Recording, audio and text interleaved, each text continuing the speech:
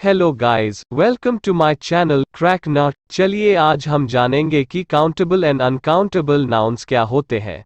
Number 1, countable nouns. जैसा कि इसके नेम से पता चल रहा है कि वो नाउन जिसको गिना जा सकता है या फिर काउंट किया जा सकता है। यानी countable noun is a noun that can be counted और नंबर्ड। आमतौर पर वे उन चीजों या वस्तुओं को रेफर करते हैं जिन्हें हम देख, महसूस या स्पर्श कर सकते हैं।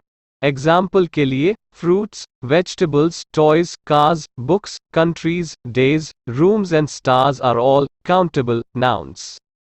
अब आप सोच रहे होंगे कि स्टार्स की कैलकुलेशन कैसे की जा सकती है, क्योंकि हम यूनिवर्स में तारों की संख्या नहीं जानते हैं।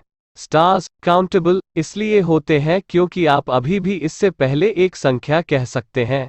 जब आप रात के आसमान की ओर देखते हैं तो हो सकता है कि आपकी सितारों की गिनती कभी खत्म न हो, लेकिन आप फिक्स्ड रूप से उन्हें गिनना शुरू कर सकते हैं। आप कह सकते हैं, आज रात मुझे अपनी छत से 5 तारे दिखाई दे रहे हैं। यदि आपको पक्का नहीं है कि कोई नाउन काउंटेबल है या नहीं, तो अपने आप से पूछें कि क्या आप इसके ठीक पहले कोई संख्या रख सकते हैं। एग्जाम्पल के लिए 2 people are standing outside the gate. हम पीपल के आगे नंबर लगा सकते हैं या फिर बोल सकते हैं, तो इसलिए ये काउंटेबल नाउन है। हालांकि आप यह नहीं कह सकते कि एक दूध बचा है, इसके बजाय आपको उसी विचार को व्यक्त करने के लिए एक गिलास दूध है या एक दूध की बोतल है कहना होगा। इस मामले में यह ग्लास या बोतल काउंटेबल नाउन्स हैं, जबकि दूध अनकाउंटेबल होता है। क्योंकि सभी काउंटेबल नाउन्स को एक नंबर के रूप में व्यक्त किया जा सकता है, उन सभी के सिंगुलर एंड प्लूरल फॉर्म्स होते हैं। अपने सिंगुलर फॉर्म में इन संज्ञाओं में आमतौर पर आर्टिकल ए, एन और द होता है या इससे पहले एक नंबर होता है।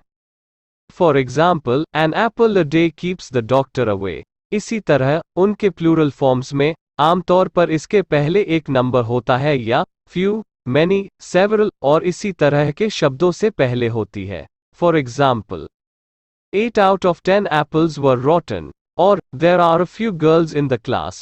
To sum up, countable nouns are those nouns that can be, first point, can be expressed in terms of numbers, second point, have singular and plural forms, third point, can have a numeral or an article before it, fourth point, can be preceded by words like few, many, and several. Now, what are uncountable nouns?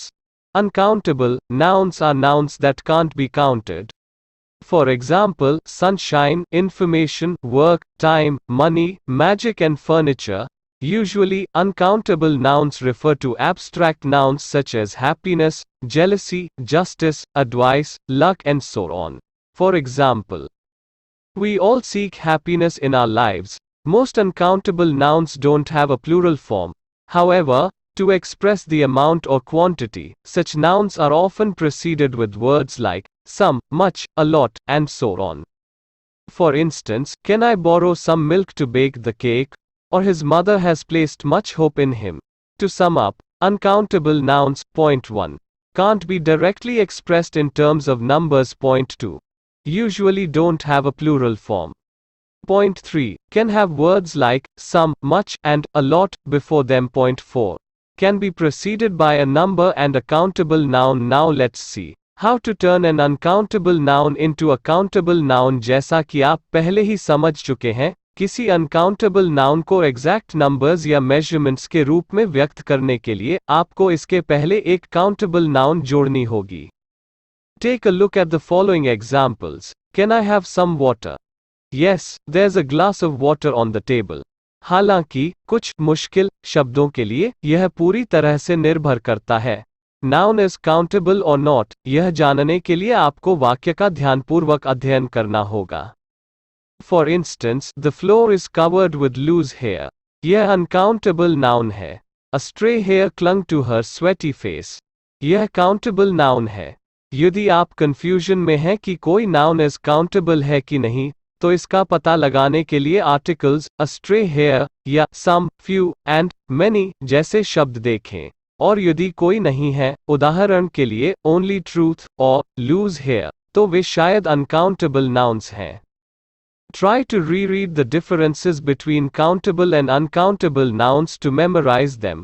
अगर आप शुरुआत में गलती करते हैं तो कोई बात नहीं, बस नियमित रूप से अभ्यास करते रहें और आप निश्चित रूप से बहुत प्रगति करेंगे।